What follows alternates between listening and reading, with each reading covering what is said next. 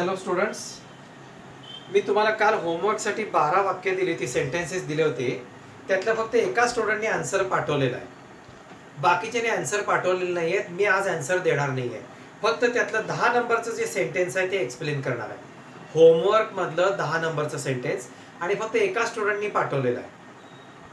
सर्वांनी आन्सर्स पाठवा. होमवर्क पहिला प्रॉब्लेम दिला, पहिलं एक्झाम्पल दिलं होतं मी 12चं. म्हणजे एक्झाम्पल पहिलं आहे हे टोटल. तुम्ही होमवर्कच पाठवलेलं नाही आहे. मी आता फक्त 10 नंबरचं सेंटेन्स एक्सप्लेन करतो, कारण त्यातलं तशा टाईपचं एक सेंटेन्स काल आलं नव्हतं. Purchased machinery from XYZ limited ₹10,000.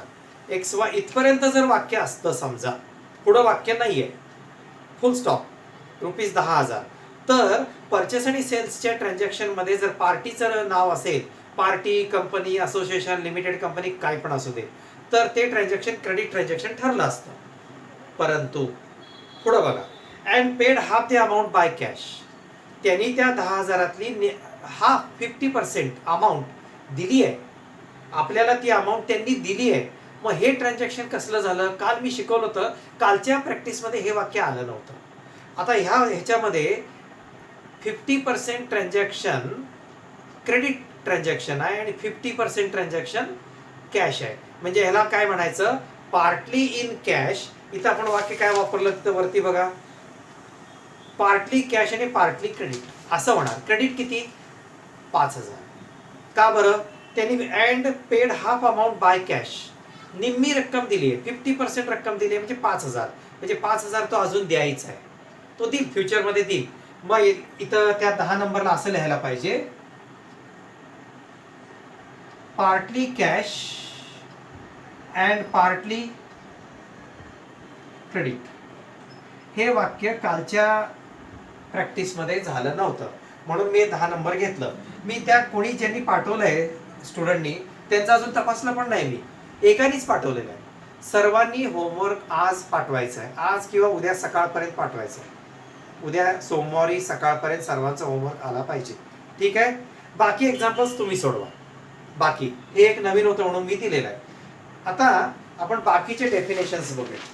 ज्या डेफिनेशन्स आहेत त्या बघूया. आपण काल कुठपर्यंत झालं होतं आपलं? काल आपलं लाईव्हस्टॉक पर्यंत झालं होतं. लाईव्हस्टॉक. आता मी काय करतो, एक 2-3 लिहून घेतो. 16, 17 आणि 18. लक्ष द्यायचं आहे.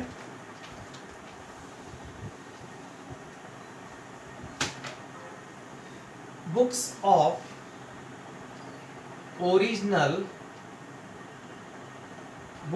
Original entry. दुसरं 2 नंबरचं सेंटेन्स हे आहे पॉइंट पोस्टिंग आणि डिप्रिशिएशन. हे 2 महत्वाचे आहेत आणि या दोघांचा एकमेकाशी संबंध आहे. आता बुक्स ऑफ ओरिजिनल एंट्री म्हणजे काय? बिझनेसमध्ये ट्रान्झॅक्शन घडल्यानंतर पहिल्यांदा आपण ज्या बुक्समध्ये रेकॉर्ड करतो त्याला बुक्स ऑफ ओरिजिनल एंट्री म्हणतात. ह्याला दुसरं एक नाव आहे prime book, original book, prime book, journal book. अजून जर्नल बुक पुढे येणार आहे. जर्नल बुक हा एक जर्नल नावाचा एक टॉपिक आहे, सिलेबसमध्ये आहे बघा. म्हणजे एखादा ट्रान्झॅक्शन बिझनेसमध्ये घडल्यानंतर पहिल्यांदा ज्या बुक्समध्ये आपण त्याची रेकॉर्ड करतो, एंट्री करतो, त्याला म्हणतात बुक्स ऑफ ओरिजिनल एंट्री. आता वाचा. Books in which transactions are first recorded. आहे का? पहिल्यांदा first recorded are called books of original entry और बुक्स ऑफ प्राइम एंट्री. मी एवढं म्हणतो ना, प्राइम बुक आणि प्राइम बुक, ओरिजिनल बुक चालतंय. फर्स्ट ट्रान्झॅक्शन घडलं आणि आपण लगेच नोंद करणार, तेव्हा कुठलं वही रजिस्टर हातात घेतो त्याला ओरिजिनल एंट्री, ओरिजिनल बुक किंवा प्राइम बुक असं म्हणतात. आता तिथं नावं दिलीत बघा त्यांची, एक्झाम्पल्स मी बोललेलं आलं बघा. Journal book, purchase book, sales book, cash book. जरा थोडक्यात सांगतो.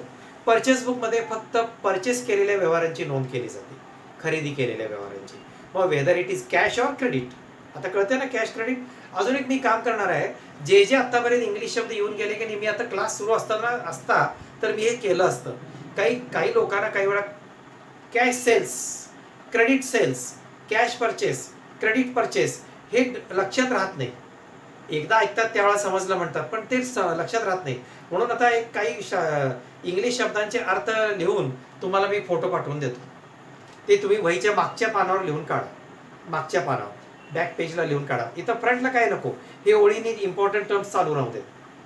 ते देणार आहे, पाठवून देतो, 1-2 दिवसात पाठवून देतो. आतापर्यंत झालेले सगळे शब्दांचे अर्थ घेतो, लिस्ट तयार करतो आणि त्याचे मराठी अर्थ समोर लिहून तुम्हाला व्हॉट्सअपला तो फोटो पाठवून देतो. क्लास चालू असता तर मी मागच्या साईडला वहीच्या पानावर लिहायला लावलंच असतं. आता काही गोष्टी जमत नाही. ठीक आहे. आता परचेस बुकमध्ये फक्त परचेसचे ट्रान्झॅक्शन्स नोंद केले जातात. सेल्स बुकमध्ये फक्त सेल्सचे ट्रान्झॅक्शन, सेल्सचे म्हणजे कुठले, कॅश सेल्स, क्रेडिट सेल्स. आणि कॅश बुकमध्ये फक्त कॅश ट्रान्झॅक्शन्स रेकॉर्ड केल्या जातात, रोखीचे व्यवहार. आणि जर्नल बुकमध्ये या तिन्हीमध्ये जे एंट्रीज होत नाहीत त्या जर्नल बुकमध्ये नोंद केल्या जातात. इतर ट्रान्झॅक्शन्स असं समजा. आता एवढंच ठीक आहे तुम्हाला. आता पोस्टिंग म्हणजे काय, ओरिजिनल बुकमध्ये जे तुम्ही रेकॉर्डिंग केलेलं आहे, एंट्री केलेली आहे, त्याचं transferring the entry from the books of original entry to the ledger is called posting. आता लेजर अजून दूरची गोष्ट आहे. लेजर म्हणजे अजून जर्नलचे पुढचं लेजर असतंय. लेजरला मराठीमध्ये खतावणी म्हणतात, तो विषय जाऊ दे. लेजर अजून पुढची गोष्ट आहे. फक्त आता एवढं लक्षात ठेवा, ओरिजिनल बुक किंवा प्राईम बुकमध्ये जी एंट्री तुम्ही केलेली आहे त्याचं संबंधित पोस्टिंग जिथं केलं जातं त्याला, ते करण्याच्या क्रियेला, प्राईम बुक किंवा ओरिजिनल बुकमध्ये जी नोंद केली आहे त्याचं लेजरमध्ये नोंद करणे, खतावणीमध्ये नोंद करणे, त्याला पोस्टिंग करणे म्हणतात. किंवा अशी 2 पुस्तकं आहेत, या पुस्तकातनं या पुस्तकात तुम्हाला नोंद करायची आहे, या पुस्तकातनं दुसऱ्या पुस्तकात नोंद करायची आहे. या नोंद करण्याच्या क्रियेला, नोंद करण्याच्या ऍक्शनला पोस्टिंग असं म्हणतात. आता वाचा. Transferring the entry from the books of original entry to the ledger is called posting. म्हणजे क्रियेला. आता ही 2 पुस्तकं आहेत, ऐका. हे ओरिजिनल बुक आहे आणि हे लेजर आहे. ऐका, हे एक रजिस्टर आहे, हे एक रजिस्टर आहे. आता इथं तुम्ही पहिल्यांदा नोंद केला. आता इथं जी नोंद झाली आहे, एंट्री झाली आहे, परचेसची, सेल्सची, कॅशची, कसली पण होऊ दे, झाली आहे, त्याची ह्या पुस्तकात नोंद करायची. लेजर बुकमध्ये, बुक म्हणणं चालतंय पुढं, लेजर बुकमध्ये नोंद करायची. ही जी क्रिया आहे त्याला म्हणतात पोस्टिंग. कळालं आता? उगीच तोंडी नको. ओरिजिनल बुकमधनं लेजर बुकमध्ये नोंद करण्याच्या क्रियेला पोस्टिंग म्हणतात. आपण जे लिहितो, इकडनं इकडं नोंद करतो, त्याला पोस्टिंग असं म्हणतात. लेजरचा डिटेल अर्थ त्या टॉपिकमध्ये तुम्हाला कळेल. आत्ता सांगत बसण्यात अर्थ नाही, वरनं जाईल सगळं. हां, सांगणार नाही. शब्द आता काही घ्यावेच लागतात, येणार डेफिनेशनमध्ये. ठीक आहे. आता पुढं, आता सोपं आहे डिप्रिशिएशन. आपण एखादी ॲसेट खरेदी केल्यानंतर, आधी ऐका तिथलं वाचन नंतर. आपण एखादी ॲसेट खरेदी केल्यानंतर ती ॲसेट आपण यूज करतो. यूज केल्यानंतर 6 महिन्यांनी, 1 वर्षांनी ती ॲसेट पहिल्या दिवसासारखी दिसते का? जरा जुनी वाटते की नाही, झिजल्यासारखी वाटते की नाही? पण डिप्रिशिएशन म्हणजे झीज. Depreciation means reduction in the value of asset because of its use. Asset वापरल्याबद्दल ॲसेटच्या किमतीत होणारी घट. आता बघा व्याख्या वाचा. Decrease in the value of fixed assets due to its wear and tear. Wear and tear म्हणजे कंसात लिहिलं यूज, इज कॉल्ड डिप्रिशिएशन. कुठलीही गोष्ट घ्या, बिल्डिंग, मशिनरी, मोबाईल, लॅपटॉप, कुठलंही असू दे, पहिल्या दिवसासारखं 6 महिन्यांनी, वर्षांनी दिसती का? का नाही असं वाटत? थोडी जुनी झाली आहे, झिजली आहे. तुम्ही वापरता ना, दररोज हँडलिंग करता, वापरता, त्यामुळे ती ॲसेट झिजते. मग बिझनेसमध्ये डिप्रिशिएशन चार्ज करायचा नियम आहे. आणि कोणावर किती चार्ज करायचं याचं पर्सेंटेज ठरलेलं आहे. 20%, 10%, 50%, 40% असे डिप्रिशिएशनचे रेट ठरलेले आहेत इन्कम टॅक्स प्रमाणे. ते त्याप्रमाणे तुम्हाला डिप्रिशिएशन चार्ज करावं लागतं. आत्ता इथं अर्थ काय घ्यायचा? डिप्रिशिएशन म्हणजे झीज. Depreciation means reduction in the value of asset because of its use. Asset वापरल्याबद्दल त्याच्या किमतीत होणारी घट, एवढाच अर्थ आहे, बाकी काही नाही. आता ॲप्रिशिएशन घेतो 19. ॲप्रिशिएशन बरोबर डिप्रिशिएशनच्या उलट. आता तुम्ही म्हणाल कोणत्या ॲसेट्समध्ये ॲप्रिशिएशन होतंय? प्लॉटमध्ये होतंय, बिल्डिंगच्या किमतीत होतंय, सोन्याच्या किमतीत होतंय. आता झालंयच की मार्केट चालूच आहे की चांदीच्या किमतीत होतंय appreciation.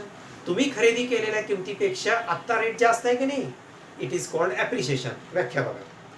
Increase the value of fixed assets, increase the value of assets is called appreciation. उदाहरण दिलं की gold, silver, building, land, plot.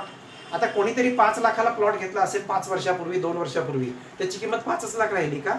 ती आता 7 लाखाला लोक मागतात ना, 8 लाखाला मागतात ना, मग त्याला काय म्हणतात? ॲप्रिशिएशन. तिथं डिप्रिशिएशन नाही. डिप्रिशिएशन ह्याला येते, मशिनरी, फर्निचर, जुनी बिल्डिंग. बिल्डिंगला पण डिप्रिशिएशन पण असते, ॲप्रिशिएशन पण असते. तो कॅल्क्युलेशनचा भाग आहे. दुसरी गोष्ट आहे, राहू दे सर. असं कसं का बिल्डिंगला पण डिप्रिशिएशन येत आहे? मग कुणीतरी 10 वर्षापूर्वी 15 लाखाला फ्लॅट घेतलाय, 10 वर्षापूर्वी, तो आता 15 लाखाला घेतला असेल तर तो आता 25 लाखाला जातो, म्हणजे ॲप्रिशिएशन झालंच की. पण तिथं काय झालं? कॅल्क्युलेशनचा भाग आहे तो. डिप्रिशिएशन पण असते, ॲप्रिशिएटेड व्हॅल्यू पण असते. तो आपल्याला इथं विषय नाही आहे. आता आपण इथं विचार काय करायचा? ॲसेटच्या किमतीत झालेली वाढ, त्याला ॲप्रिशिएशन असं म्हणतात. आता ह्याच्यानंतर आपण बाकीचे ॲसेट्स बघूया. 20 नंबरची फिक्स्ड ॲसेट. फळ्यावर मी 20, 21, 22, 23 ॲसेट्सचे टाइप्स ऑफ ॲसेट्स वाटतील तुम्हाला. Fixed assets, current assets, fictitious assets, tangible assets. अजून एक ॲसेटचा प्रकार आहे इनटँजिबल ॲसेट, 24 नंबर, नंतर बघू. फिक्स्ड ॲसेट्स म्हणजे काय? अशा ॲसेट्स की ज्या लॉंग टर्मसाठी आपण आपल्याकडे होल्ड केलेले असतात, परचेस केलेले असतात. ज्या ॲसेट्स लॉंग टर्म यूजसाठी परचेस केलेल्या असतात. लॉंग टर्म यूज मीन्स कालावधी किती? More than 1 year, more than 5 years. Long term यूजसाठी ज्या ॲसेट्स आपण परचेस केलेले असतात, मी आधी होल्ड शब्द वापरला, ताब्यात घेतलेले असतात, ॲक्वायर केलेले असतात, त्यांना फिक्स्ड ॲसेट्स असं म्हणतात. आणि एक वाक्य, दुसरा मुद्दा लक्षात ठेवायचं, fixed assets they are not for sale. They are not for sale म्हणजे त्या फिक्स्ड ॲसेट्स विक्रीसाठी ठेवलेल्या नसतात, विक्रीसाठी ठेवलेले नसतात. तुम्ही व्यवसाय चालवण्यासाठी they are necessary for running the business. Fixed assets are necessary for running the business. मी 3 मुद्दे सांगितले. लॉंग टर्म यूजसाठी परचेस केलेले असतात, they are not for resale, त्या ॲसेट्स पुन्हा विकायच्या नसतात, आणि they are necessary for running the business, व्यवसाय चालवण्यासाठी ते आवश्यक असतात. हे 3 पॉईंट्स तुम्ही लक्षात ठेवा. व्हिडिओ पुन्हा पुन्हा ऐका. पॉईंट्स आता तुम्ही वहीमध्ये नोट्स लिहून काढले की नाही वहीमध्ये, की त्याच्या शेजारी समास असतो की नाही, त्या समासात मुद्दे लिहून घ्यायचे. लॉंग टर्म, कॉमर्सला हा फायदा आहे. Long term, not for resale, सिस्पेननी लिहायचे आणि तिरकं लिहायचं मुद्दा.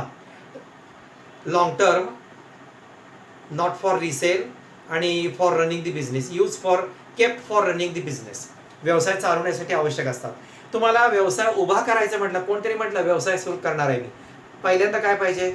जागा पाहिजे, बिल्डिंग पाहिजे, मशिनरी पाहिजे, फर्निचर पाहिजे. तुमचं मॅन्युफॅक्चरिंग असेल तर मशिनरी पाहिजे. आजच्या काळात इम्पॉर्टंट म्हणजे कम्प्युटर पण पाहिजे. कम्प्युटर म्हणजे लॅपटॉप अलीकडे घेतात, ते पण पाहिजे तुम्हाला. हां, लक्षात आलं? म्हणजे फिक्स्ड ॲसेट झाले. ह्या सगळ्याच्या मी बोललो, अजून खूप फिक्स्ड ॲसेट्स आहेत, 10-12 प्रकारचे आहेत, नावं आहेत, घेत नाही आता, एवढ्या पुरे आहेत. हां, लक्षात आले? 3 मुद्दे. Long term, not for resale, नंतर necessary for running the business, व्यवसाय चालवण्यासाठी आवश्यक आहे. हां, त्याच्याशिवाय व्यवसाय उभा राहू शकत नाही. आता करंट ॲसेट्स म्हणजे काय? आता बरोबर फिक्स्ड ॲसेटच्या उलटा शॉर्ट टर्मसाठी ॲसेट्स असतात, आणि ह्या करंट ॲसेट जे असतात शॉर्ट टर्मसाठी, आणि they R converted within a year, within a year into cash. म्हणजे करंट ॲसेट्स ह्या 1 वर्षाच्या आत कॅशमध्ये कन्व्हर्ट होतात. वाक्य वाचा आहे, short term assets which can be converted into cash within a period of less than 1 year. Less than a year म्हणजे 1 वर्षाच्या आत ज्या ॲसेट्स कॅशमध्ये कन्व्हर्ट होतात त्यांना करंट ॲसेट्स असं म्हणतात. उदाहरण देऊया की, डेटर्स म्हणजे काय? कस्टमर शब्द झालेला आहे. आता एखाद्या कस्टमरला तुम्ही उधारीवर माल विकल्यावर त्याला 2 वर्षाची मुदत देता, 2 वर्षांनी पैसे दे, तोपर्यंत तुमच्या दुकानाचं काय होईल? नाही, तुम्ही त्याला मुदत किती देता? 8 दिवस, 15 दिवस, बस 15 दिवसात त्या उधारीचे पैसे दे बाबा. क्रेडिट सेल्स केलेले असतात तुम्ही कस्टमरला, त्याची मुदत किती? 8-15 दिवस मॅक्झिमम असते. म्हणजे कळालं का? हे डेटर्स हे कशात, कुठल्या प्रकारात येतात? Current assets.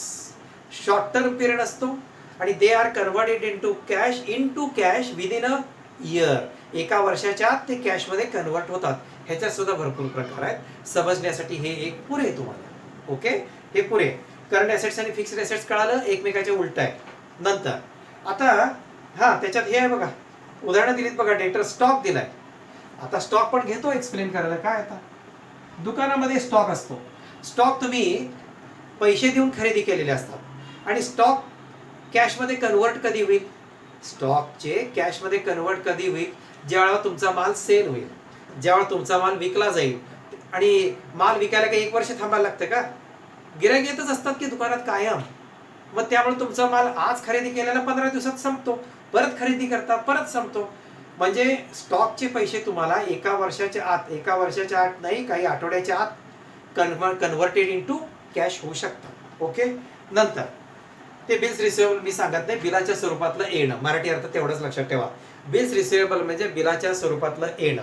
आपण त्याच्यावर डिटेल नंतर बोलू, त्याच्यावर आधारित एक टॉपिकच आहे, नंतर बोलू. ओके. 22 नंबर बघा, 22 नंबर. फिक्टिशियस असेट्स म्हणजे लिहा मराठीत काल्पनिक असेट्स. काल्पनिक. फिक्टिशियस असेट्स म्हणजे काल्पनिक assets.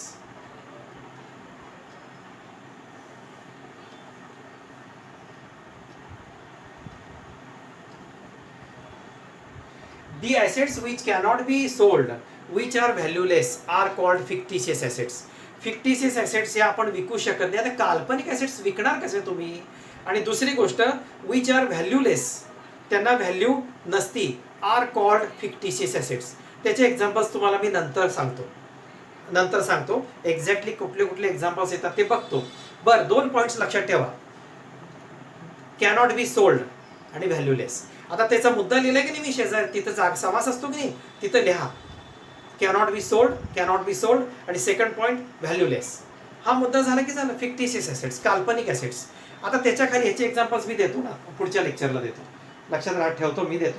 23 tangible assets. Tangible assets एवढंच सांगतो, ज्या असेट्स आपण बघू शकतो, दृश्य आणि स्पर्श, आपण वी कॅन सी आणि touch, we can see it आणि टच इट, त्या सगळ्या असेट्स काय होतात? टँजिबल असेट्स म्हणतात. टँजिबल असेट्सचा मराठी अर्थ दृश्य, की किंवा त्याचं एक्झिस्टन्स आपल्याला, आता इथं मशीन आहे, ही बिल्डिंग, ही कार आपण दाखवू शकतो, त्याला टँजिबल असेट्स असं म्हणतात. आपण टच करू शकतो आणि सीन आपण पाहू शकतो.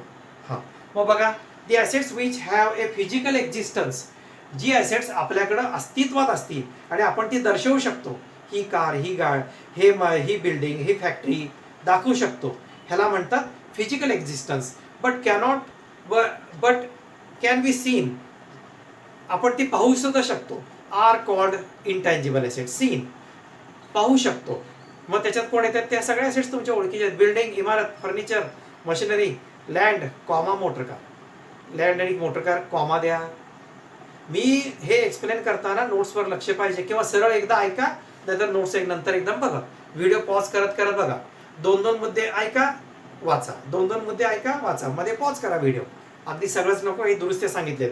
लँड आणि मोटरमध्ये कॉमा पाहिजे, लँड आणि मोटरमध्ये कॉमा. कळालं? उद्या मी फिक्टिशियस असेटचं एक्झाम्पल देतो, टँजिबलचं दिलंय. आता 24 इनटँजिबल पण घेऊन टाकूया. 24 इनटँजिबल.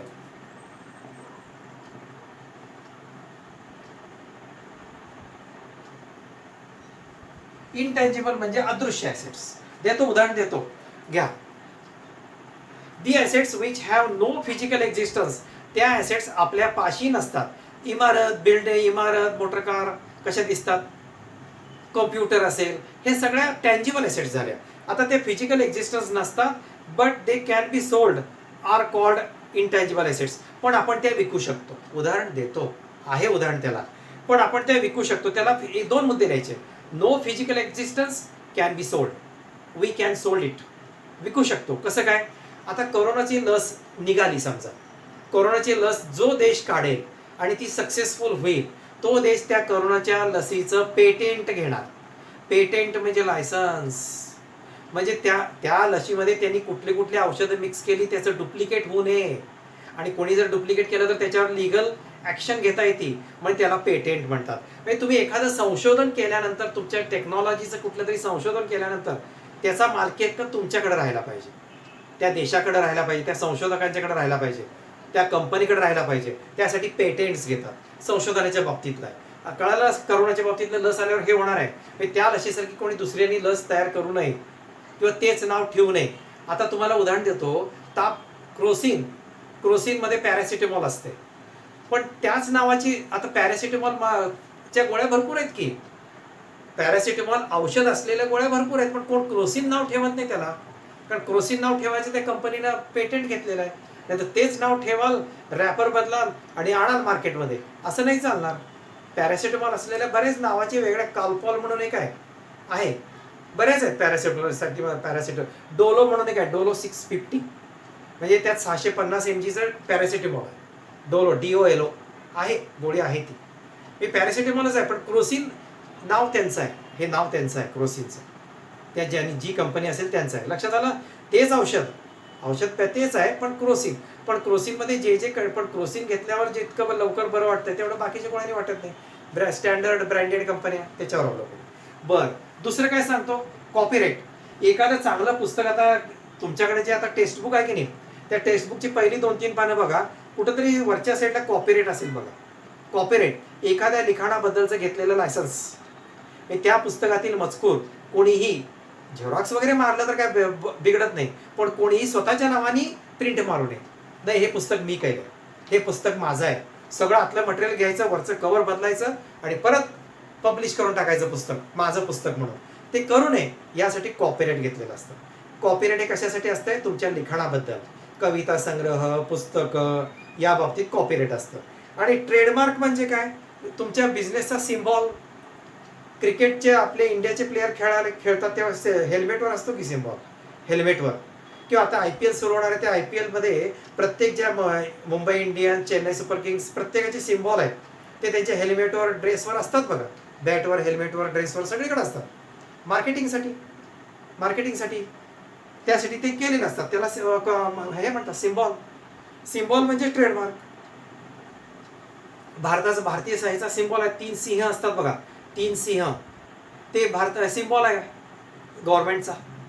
शिक्का मारल्यावर 3 सिंह, गव्हर्नमेंटचा कागद असेल तर त्याच्यावर असतो बघा तो. झालं. आणि गुडविल म्हणजे नावलौकिक, name and reputation of the business. गुडविलवर नंतर एखादी व्याख्या येईल, पुढे येईल एखादी व्याख्या, बघूया आपण. बरं, कळालं का? इंटेंजिबल ॲसेट म्हणजे, इंटेंजिबल ॲसेट्स म्हणजे त्यांना फिजिकल एक्झिस्टन्स नसतो, ते आपल्याला असं दर्शवता येत नाही, ही माझी ॲसेट, ह्या आमच्या ॲसेट्स दाखवता येत नाहीत. But can be sold. हे कसं काय बट कॅन बी सोल्ड? समजा तुम्ही एखाद्या औषधाचं पेटेंट घेतलं आणि ते तुम्हाला चांगली किंमत मिळत असेल, तर तुम्ही ते लायसन्स तुम्ही कोणालाही विकू शकता.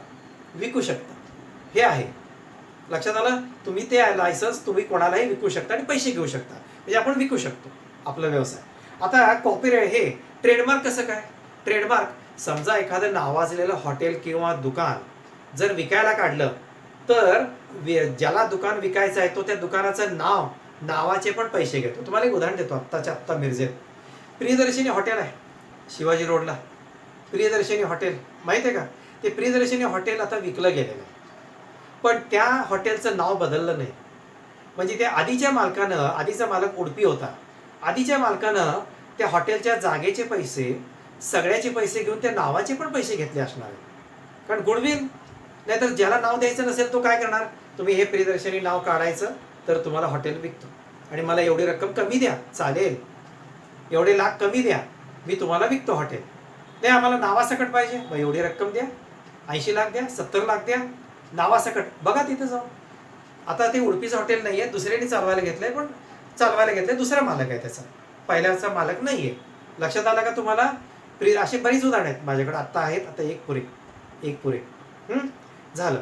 ह्याला म्हणतात ट्रेडमार्क. मग नाव तेच आहे ना, सगळं तेच आहे प्रियदर्शनीचं, त्यामुळे ते सांगितलं तुम्हाला ट्रेडमार्कचा सिम्बॉल. आज आपण इथं थांबूया. होमवर्कच्या बाबतीत मला उद्या सकाळपर्यंत होमवर्क सगळ्यांचे आले पाहिजेत, आणि त्यातलं 10वं एक्झाम्पल मी तेवढं एक्सप्लेन केलेलं आहे. सर्वांनी होमवर्क करा. असं मध्ये मध्ये मी होमवर्क देणार आहे तुम्हाला, थोडी 4-5 वाक्य एक्झाम्पल सुरू झाल्यावर देणार. जरा ही थेरी संपू दे. थेरी संपवून जेव्हा जर्नल टॉपिक सुरू होईल की नाही, जर्नल, त्यावेळेला मी करणार आहे, थोडं एक्झाम्पल देणार आहे. आणि त्यासाठी अगदी व्हिडिओ करून पाठवायला नाही जमलं, व्हिडिओचा अभ्यास वेगळा, पटकन मी एक 10 वाक्य लिहिणार, त्याचा फोटो काढणार, होमवर्क म्हणून लिहिणार, तुम्हाला सेंड करणार. तुम्ही तर मागच्या पानावर वहीवर सोडवायचं, उलटीकडनं होमवर्क उलटीकडनं सोडवायचं. आणि रेग्युलर शिकवतो ते पुढनं घ्यायचं. हां, जेव्हा वही संपेल तेव्हा संपेल, बघू. लक्षात आलं? तसं करणार आहे मी. अगदी 2-5 वाक्य देणार, सोपी जी शिकवली तीच होमवर्क मुद्दा हे तुम्ही अभ्यास करून लगेचच्या लगेच मला पाठवायचं. होमवर्क उलटीकडनं सुरू करायचं. तेवढ्यासाठी वेगळी वही घालायला नको. नको तीच आधी भरू दे 200 पानी वही. ओके, आता थांबूया. आता उद्यापासून पुढच्या लेक्चरला 25 नंबरचं एक्सपेन्सेस म्हणून आहे ते घेतो. 25 नंबरचे इम्पॉर्टंट टर्म. ठीक आहे, ओके.